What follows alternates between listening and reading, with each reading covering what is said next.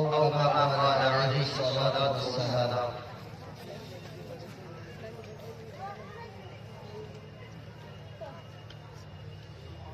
میرے محترم بزرگوں، آپ کے سامنے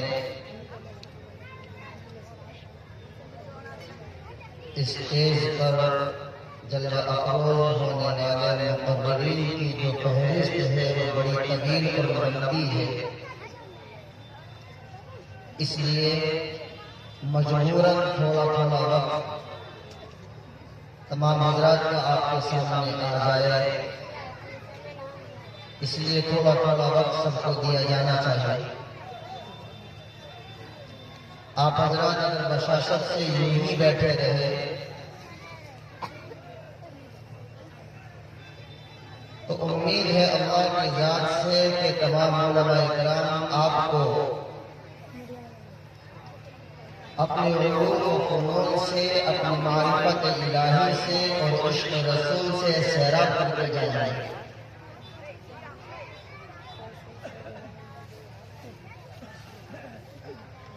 اس لیے کہ جو اسٹیج آپ حضرات کے لیے ہمارے محترم قاری فیروز عالم صاحب دامت برکاتہم العالیہ اور ان کے دیگر رفقاء اکرام نے سجایا ہے، یہ در حقیقت آپ حضرات سے بالغانہ محبت کا پیغام ہے، اور میں یہ سمجھتا ہوں کہ آپ حضرات کا رات کی تاریکیوں میں دور دراز کی بستیوں سے سفر کر کے آنا، بالخصوص برابر کے پنڈال میں خواتین اور مستورات کا تشریف لانا، یہ واقعات جن کو چھو لینے والی بات ہے، اور آپ حضرات کا دل سے دین کی باتوں سے محبت اور لگاؤ کا پیغام ہے۔ آپ حضرات کو یاد ہوگا گزشتہ مرتبہ بھی میں نے اس بات کے اوپر آپ حضرات کا شکریہ ادا کیا تھا کہ جتنی محبتوں کے ساتھ دین سے عشق اور لگاؤ کے ساتھ آپ حضرات جمع ہوتے ہیں، یہ بات جلدی سے کہیں اور دیکھنے کو نہیں ملی۔ آپ حضرات کی تعریف ہمارے میزبان حافظ فیروز عالم صاحب بہت خوب کرتے ہیں کہ اگر آپ پوری رات میں ان حضرات کو یہاں لیے بیٹھ کر کے دین کی باتیں سناتے رہیں گے تو یہ مجمع ادھر سے ادھر کس سے مس نہیں ہوگا۔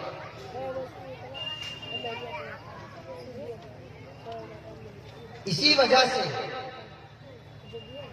مشرقی اتر پردیش، دہلی اور اس کے اطراف سے اور یہاں تک کہ بنگلور تک سے، ہندوستان کے آخری سرحدوں تک سے آپ حضرات کے درمیان مہمان اکرام تشریف لائے، آپ کی محبتوں کی وجہ سے۔ انہی باتوں کو سمجھانے کے لیے آپ حضرات کے درمیان مجھے ابتدا میں بٹھایا گیا، تو میں درخواست کروں گا کہ آپ حضرات اسی طریقے سے اخیر تک بیٹھ کر کے سنتے رہیں گے انشاءاللہ۔ ابھی کیونکہ پیچھے میں نے بینر پر دیکھا کہ جہاں یہ جلسے کا پروگرام ہے وہیں اس پر ایک عنوان آگے لکھا ہوا ہے، اصلاح معاشرہ۔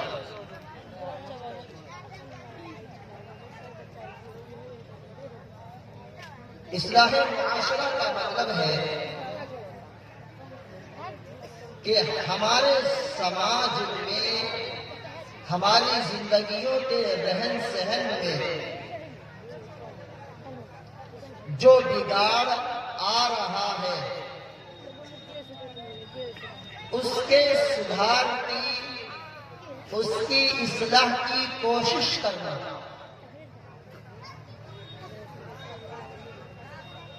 اور یہ اصلاح معاشرے کا جو نظام ہے یا اس کے اوپر گفتگو کا جو پروگرام ہے وہ بڑا طویل ہے۔ وجہ یہ ہے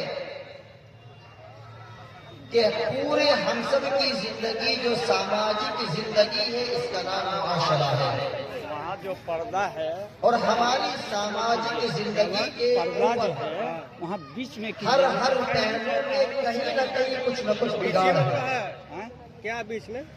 ارے جیسے پردہ لگا خواب و شادی بیاہ کے معاملات ہو، تھوڑا سب نکاحوں کے معاملات ہو، نہیں دکھایا اس جا سے پہلے رشتے ناطے طے ہونے کے معاملات ہو، بچوں کی پیدائش کے معاملات ہو، آپس کی رہن سہن کی زندگی کے معاملات ہو، یا ساس بہو نند بھاوجوں کے آپس میں رہنے کے معاملات ہو، میاں بیوی کی زندگی کے معاملات ہو، یا اسی طریقے سے بستی میں آپس میں ایک دوسرے سے تعلقات کے معاملات ہو، یا اسی طریقے سے پڑوسیوں کے حقوق کو لے کر کے اسلام کی جو گھر کی مستورات ہیں، وہ گھریلو زندگی کس طریقے سے گزارتی تھی. بیوی اگر عورت بیوی کی شکل میں ہے تو شوہر کے کیا حقوق اس پر وابستہ ہیں. اگر وہ بہو کی شکل میں ساس کے ساتھ اس کے ساتھ کیا ویوہار ہونا چاہیے، اور اگر وہ ساس ہے تو بہو کے ساتھ اسے کیسے زندگی کاٹنی چاہیے. اگر وہ بیٹی ہے تو باپ کے ساتھ کیا اسے رویہ اختیار کرنا چاہیے. اگر وہ بہن ہے تو بھائی کے ساتھ اسے کیا اپنے ساتھ محبت کا پیغام دینا چاہیے. اگر وہ محلہ پڑوس میں رہنے والی ایک خاتون ہے تو اسے اپنے حقوق کی زندگی کیسے گزارنی چاہیے. پوری نشاندہی شریعت اسلامیہ نے ہمیں کی ہے.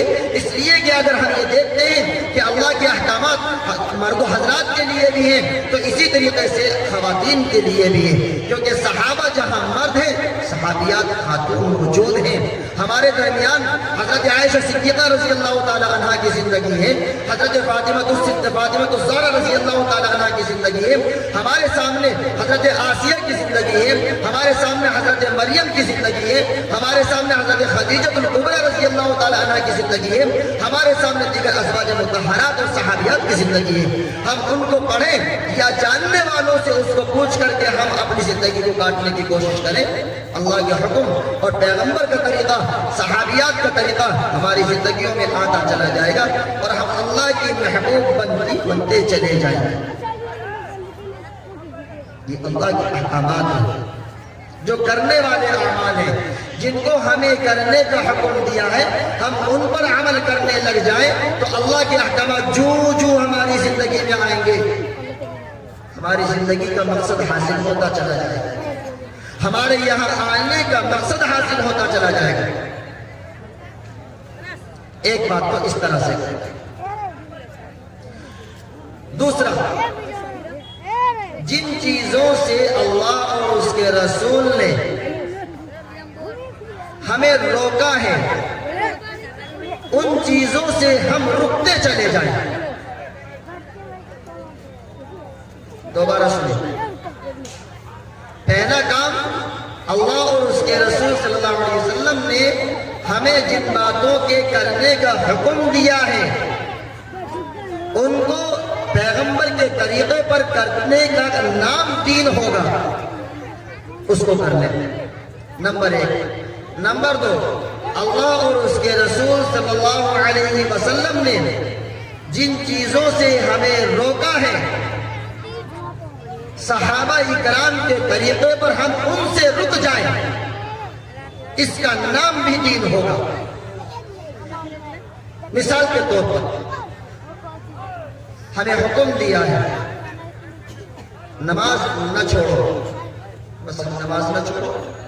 ہمیں حکم دیا ہے کہ روزے نہ چھوڑو، بس ہم روزے نہ چھوڑو.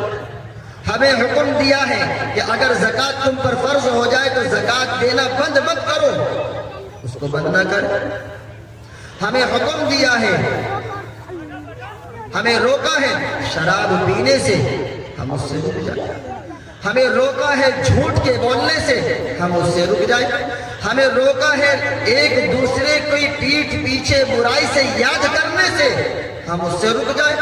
ہمیں روکا ہے ایک دوسرے کو حقیر اور معمولی سمجھ کر ہنسنے سے، ہم اس سے رک جائیں. ہمیں روکا ہے ایک دوسرے پر بہتان لگانے سے، ہم اس سے رک جائیں. ہمیں روکا ہے ایک دوسرے کو برے طریقے سے یاد کرنے سے، ہم اس سے رک جائیں. ہمیں روکا ہے برے لقب سے ایک دوسرے کو پکارنے سے، ہم اس سے رک جائیں. ہمیں روکا ہے بدگمانی کے کرنے سے، ہم اس سے رک جائیں. ہمیں روکا ہے بدنگاہی کسی نامحرم خاتون کو یا اگر عورت ہے نامحرم مرد کو دیکھنے سے، ہم اس سے رک جائیں. اسی کا نام دین ہے. اسی کا نام اصلاح معاشرہ ہے، اسی کے نام معاشرے کا سدھار ہے۔ اگر ہم ان دو باتوں پر عمل کر لیں گے تو ہم دیندار بنیں گے، اور اگر ہم ان دونوں باتوں میں سے صرف ایک بات پر عمل کریں گے تو کما ہم دیندار نہیں بن پائیں گے۔ آپ اس کو اس طریقے سے سمجھ سکتے ہیں۔ وقت پورا ہو گیا ہے، چونکہ بات مختصر کر رہا ہوں، 15 منٹ دیے گئے، 17 ہو گئے۔ ہمیں حکم دیا گیا ہے کہ اگر ہم کرنے والے صرف ایک کام کو کریں گے، اور جن باتوں سے ہمیں رکنے کا حکم دیا ہے اگر ہم اس سے نہیں رکیں گے تو یاد رکھے گا ہم پورے دیندار نہیں بنیں گے۔ اس کو آسان طریقے سے اس طرح سمجھ لیجئے، ہمارے حضرت والا حضرت مولانا شاہ ابرار صاحب نبر اللہ مرقدہ الفتوی عالمی سطح پر بزرگ مانے جاتے تھے۔ اس بات کو سمجھانے کے لیے ایک مثال دیا کرتے تھے کہ بھئی ایک بات بتاؤ کہ اگر کوئی آدمی صبح سویرے ورزش کرے اور مغزیات بادام، پستہ، کاجو، اخروٹ اور اس طرح سے صحت کی جتنی چیزیں ہو سکتی ہیں ان کو کوٹ کر کے دیسی گھی سے چھونک لگا کر دودھ کے ساتھ اگر ان کا استعمال کرے اور پیٹ کا ہاضمہ بھی ٹھیک ہو، ایمانداری سے بتائیے صحت گھٹے گی یا بڑھے گی؟ جی بڑھے گی، کیونکہ ساری کی ساری چیزیں صحت کو بڑھانے والی ہیں۔ اب ایمانداری سے بتائیے اگر یہ آدمی 1 دن، 2 دن، 4 دن، 10 دن، مہینہ بھر، سال، 2 سال اگر ان کو استعمال کرتا چلا جائے اور پیٹ بھی ساتھ دیتا چلا جائے، ایمانداری سے بتائیے صحت گھٹے گی کہ بڑھے گی؟ بتائیں گے بزرگوں، میں آپ سے پوچھتا ہوں، بڑھے گی۔ اب اگر سال بھر وہ صحت کی دوائیاں استعمال کریں اور سال کے ختم پر صرف 2 گولی دست لانے والی کھا لیں، اب مجھے بتائیے صحت گھٹے گی کہ بڑھے گی؟ کیوں گھٹے گی بھائی؟ ارے سال بھر اس نے صحت کی دوائیاں استعمال کی ہیں، صرف 2 ہی گولی تو دست لانے والی کھائی ہے، تو صحت گھٹے گی کیوں؟ بتائیے بھائی، کیونکہ مائنس ویلیو ہے، فائدہ ہے کہ ایک بلڈنگ چاہے ہم کتنے ہی مضبوط پلروں پر کھڑی کر دیں، اگر ایک پلر بھی کمزور ہوگا تو بلڈنگ کا جھکاؤ اس مائنس پلر کی طرف ہوگا جدھر کی طرف کا کمزور ہے۔ ایک ڈرام پانی میں ایسا پانی جو پاک کرنے والا ہے اس سے وضو کرے وضو ہو جائے گا، کھانا پکائے کھانا کھانے لائق بن جائے گا، اس سے غسل بھی ہو جائے گا، اس سے کپڑے پاک بھی ہو جائیں گے۔ اگر اس میں ایک قطرہ پیشاب کا ڈال دیا جائے، ایمانداری سے بتائیے بزرگوں کہ آپ اس کو استعمال کر پائیں گے؟ کیوں بھائی نہیں کر پائیں گے؟ ایک قطرہ، چونکہ یہ نقصان دینے والی چیز تھی، ایک قطرہ تمام کے تمام پانی کو ناپاک کر کے چلا گیا، 1-2 گولی دست لانے والی، پیٹ کو خراب کر دینے والی، پوری سال بھر کی صحت والی دوائیوں کو برباد کرتی چلی گئی۔ ایمانداری سے بتائیے جب یہ چیزیں اثر انداز ہو سکتی ہیں تو ہم جتنے احکامات عمل کرنے کے ہیں، نیکی پر لانے کے ہیں، دیندار پیدا کرنے کے ہیں، مراتب کو بڑھانے کے ہیں، اللہ کی رضا تک پہنچانے کے ہیں، جنت کے اعلیٰ درجے تک پہنچانے والے ہیں، لیکن ایمانداری سے بتائیے اگر ہم گناہ کریں گے تو کیا یہ ہماری نیکیوں کو برباد نہیں کریں گے؟ کیا ہمارے یہ مرتبوں کو نہیں گھٹائیں گے؟ ایمانداری سے بتائیے ہم پہلے کے مقابلے میں دینداری کی طرف جا رہے ہیں، پھر بھی دینداری ہماری زندگیوں میں پیدا ہونے کا نام نہیں لے رہی۔ پہلے سے کہیں زیادہ مدارس ہمارے سامنے موجود ہیں، پہلے سے کہیں زیادہ مساجد ہمارے سامنے موجود ہیں، پہلے سے کہیں زیادہ حضرات علماء اکرام کا مجمع ہمارے سامنے موجود ہے، پہلے سے کہیں زیادہ کتابیں ہمارے سامنے موجود ہیں، پہلے سے کہیں زیادہ حفاظ ہمارے درمیان میں موجود ہے، پہلے سے کہیں زیادہ پردہ نشین خواتین ہمارے درمیان میں موجود ہے۔ پھر کیا وجہ ہے کہ ہم پھر بھی تنزلی کی طرف جا رہے ہیں، ہم پھر بھی گراوٹی کی طرف جا رہے ہیں، ہم پھر بھی مائنس کی طرف جا رہے ہیں، ہم پوری دنیا کے اندر ذلیل اور رسوا ہوتے چلے جا رہے ہیں؟ ذرا اس طرف گریبان میں چھت کر کے تو دیکھیے کہ پھر بھی ہم اللہ کی نگاہ میں ذلیل و رسوا ہوتے چلے جا رہے ہیں۔ بزرگوں صرف ایک وجہ کہ ہمیں دو باتوں کا حکم دیا گیا تھا، ایک کرنے کا، ایک رکنے کا۔